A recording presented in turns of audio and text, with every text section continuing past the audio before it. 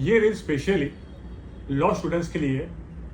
क्योंकि काफ़ी टाइम से देख रहे हैं कि लॉ स्टूडेंट्स के अंदर ट्रायल कोर्ट में जो इंटर्नशिप होती है उसका चार्म कम होता जा रहा है और कॉर्पोरेट लॉ की तरफ और अपीलेट कोर्ट की तरफ डाइवर्ट ज़्यादा हो रहा है। ये एक शॉकिंग अलार्म सिचुएशन है जिसमें ट्रायल कोर्ट की जो प्रैक्टिस होती है वो बेसिक फंडामेंटल होता है हर एक लॉ इंटर्न्स के लिए,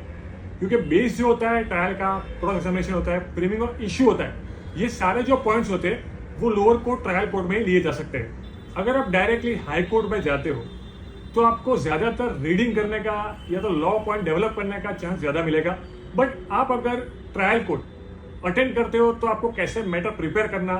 कैसे विटनेस की क्रॉस करना, सिविल केसेस में इश्यू कैसे फ्रेम होते हैं, प्लेन कैसे ड्राफ्ट होती है, रिप्लाई कैसे फाइल होती है, ये सारे बेसिक पॉइंट आप लर्न कर सकते हो। ट्रायल कोर्ट का ये जो चार्म कम हो रहा है, सर मुद्दे है जिसमें सबसे पहला ये है कि इंटर्न्स को ऐसा होता है कि ट्रायल कोर्ट में उनको ज़्यादा हाईलाइट नहीं मिलेगा और ज़्यादा पैसा वो कमा नहीं पाएंगे। ट्रायल कोर्ट का जो एंगल है, जो इंटर्न्स देखते हैं वो ऐसा देखते हैं कि बहुत छोटी सी जगह है, काफ़ी साल लग जाएगा हमके इनकम के लिए, तो उस एक पॉइंट पे वो लोग ऐसा मायूस हो जाते हैं और सोचते हैं कि हम ट्रायल कोर्ट ज्वाइन ना करें, उससे अपीलेट कोर्ट ज्वाइन करें। एक इंपॉर्टेंट पॉइंट ऐसा है कि लैक ऑफ एजुकेशन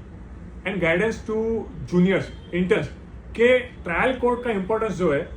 उसका एजुकेशन बहुत ही कम उनको मिल रहा है कि वो क्या सीख पाएंगे और अगर सीखेंगे नहीं तो उनको क्या लॉस होगा। ये भी एक एंगल जो है वो लॉ कॉलेजेस को प्रीफर करना चाहिए अपनी स्टडीज में। अगर ट्रायल कोर्ट में प्रैक्टिस नहीं की होगी तो उसके क्या ड्रॉबैक्स है लॉ फील्ड के लिए। उस केस में अच्छे सरकारी वकील नहीं मिलेंगे, अच्छे जुडिशियल ऑफिसर्स नहीं मिलेंगे, क्योंकि हर एक ट्रायल का बेस होता है जो ट्रायल कोर्ट की प्रैक्टिस होती है वो। अगर कोई भी इंटर्न है उसने ट्रायल कोर्ट की प्रैक्टिस नहीं की होगी तो वो ज़्यादा अच्छे से जान नहीं पाएगा कि क्या प्रोसीजर होता है डिपार्टमेंटली और कोर्ट रूम का।